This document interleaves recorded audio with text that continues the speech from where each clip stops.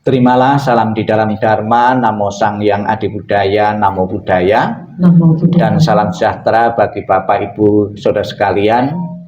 Pertama-tama saya mewakili tim doa dari Wihara Budayana Surabaya ikut mengucapkan ikut bela sungkawa atas meninggalnya almarhum Bapak Andi Karjo. Sudah menjadi kewajiban bagi anak yang berbakti, baik ketika orang tua kita masih hidup maupun orang tua telah meninggal. Diceritakan di zaman Sang Buddha ada seorang anak laki-laki yang baru saja ditinggal kematian oleh ayahnya, seperti yang Anda alami saat ini. Sebagai anak yang berbakti, dia mengharapkan agar arwah dari orang tuanya yang telah meninggal itu masuk alam surga, masuk alam bahagia. Kemudian dia datang kepada Sang Buddha memohon agar dengan cara apa Sang Buddha biar orang tuanya yang telah meninggal arwahnya bisa mengalami kebahagiaan di alam surga. Kemudian atas permintaan dari pemuda ini, Sang Buddha menyuruh pemuda ini membawa minyak dan batu, dibawa ke sebuah kolam. Kemudian minyak dan batu tadi disuruh melempar ke kolam tadi. Batu dilempar ke kolam, kemudian tenggelam, minyak dituang di kolam, kemudian terapung. Kemudian Sang Buddha menyuruh pemuda ini, sekarang pemuda, undanglah para rohaniwan dari berbagai penjuru, silahkan datang ke kolam ini untuk berdoa dengan cara masing-masing, agar batu yang tenggelam tadi bisa terapung, minyak yang terapung bisa tenggelam. Kemudian pemuda ini mengatakan, sekalipun didoakan dengan cara apapun Sang Buddha, tidak mungkin terjadi.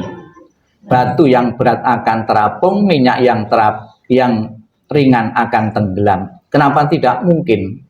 Karena sudah menjadi hukum alam Sang Buddha. Sesuatu yang berat pasti akan tenggelam di air, sesuatu yang ringan pasti akan terapung di permukaan air. Kemudian Sang Buddha menjelaskan, demikian pula anak muda. Apabila orang tuamu dulu waktu hidupnya melakukan perbuatan-perbuatan yang berat, perbuatan-perbuatan jahat akan menenggelamkan di alam-alam bawah, alam-alam rendah, alam penderitaan. Apabila orang tuamu semasa hidupnya melakukan perbuatan-perbuatan yang baik, perbuatan-perbuatan yang ringan, akan mengangkatnya di alam bahagia, alam surga. Jadi Bapak Ibu sekalian, secara pasti kita tidak tahu orang tua kita yang baru saja meninggal itu masuk alam bawah atau alam atas, di surga atau di alam penderitaan. Secara pasti kita tidak tahu. Namun bukan berarti apa yang kita lakukan, upaya dan usaha yang kita lakukan sebagai anak yang berbakti itu sia-sia seperti kita berdoa ini. Ada sebuah ilustrasi untuk menggambarkan ini tentang manfaat dari doa yang ditujukan kepada yang telah meninggal. Bagaimana batu yang berat tadi bisa berada di permukaan air? Ada caranya, yaitu ditaruh di perahu atau di kapal. Itu sudah otomatis berada di permukaan air. Ya. Demikian pula Bapak Ibu, doa-doa yang kita panjatkan ini dalam beberapa hari ini diibaratkan membuat kapal-kapal atau perahu-perahu bagi orang tua kita. Sekiranya orang tua kita telah di alam rendah, yakinlah doa yang diucapkan dengan penuh ketulusan itu akan membawa, akan mengangkatnya orang tua kita di alam atas. Itu ilustrasinya pasti ada nilai dan manfaatnya. Kita membuat pelampung-pelampung bagi orang tua kita yang sekiranya mungkin telah di alam bawah. Namun Bapak Ibu sekalian, di dalam kita membaca tadi, kita bersama-sama mohon berkah pelindungan dari Buddha Amitabha. Di dalam janji dan tekadnya Buddha Amitabha mengatakan, barang siapa menyebut namaku, mengulang namaku dengan penuh keyakinan, dan berharap untuk terlahir di alam surgaku, surga bahagianya, surga Sukawati, maka aku akan menjemput arwah itu dan menempatkan di alam surga bahagianya. Semoga dengan kekuatan pelindungan Buddha Amitabha dengan kekuatan kebajikan-kebajikan yang pernah ditanam dulu semasa hidupnya, benar-benar arwah almarhum Bapak Andi Karjo telah lahir di alam bahagia. Dan juga sebagai anak yang berbakti, secara tradisi alam pikiran kita tetap berpikir untuk nasib orang tua kita di alam sana agar mempunyai tempat tinggal yang layak.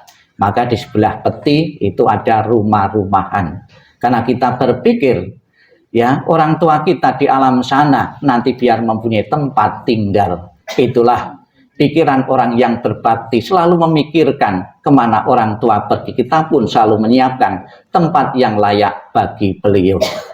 Kemudian juga agar di alam sana juga tidak kekurangan uang, tidak kekurangan makanan-makanan. Di depan peti jenazah telah dipersembahkan saji-sajian makanan-makanan yang terpilih. Sekalipun dari awal sampai akhir makanan itu tidak berkurang, tidak berubah, tidak dedel, namun juga ada nilai manfaatnya. Semakin seseorang yang telah meninggal selalu disimpatiki kepada yang hidup ini, akan mengkondisikan perasaan bahagia.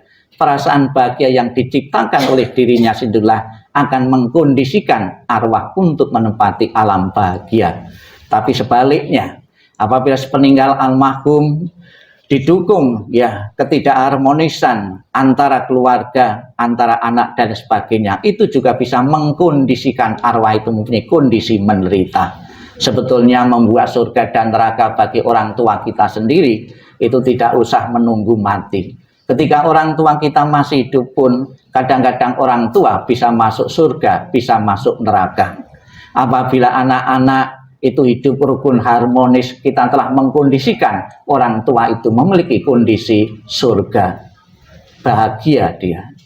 Apabila anak-anak tidak harmonis, tidak rukun, kita telah mengkondisikan orang tua memiliki kondisi neraka, alam penderitaan. Bapak Ibu sekalian yang saya hormati, semoga dengan pembawaan doa dan dukungan doa dari manapun menurut agama dan keyakinan masing-masing, apa yang menjadi harapan keluarga almarhum Bapak Andi Karjo segera menikmati alam surga bahagia benar-benar menjadi kenyataan. Ditinggal kematian orang yang sangat dicintai, ditinggal kematian oleh seorang ayah, juga pernah terjadi dalam keluarga-keluarga yang lain. Awalnya mereka memang tidak menerima, mereka menderita, namun melalui satu proses waktu akhirnya juga bisa menerima. Sadu, sadu, sadu.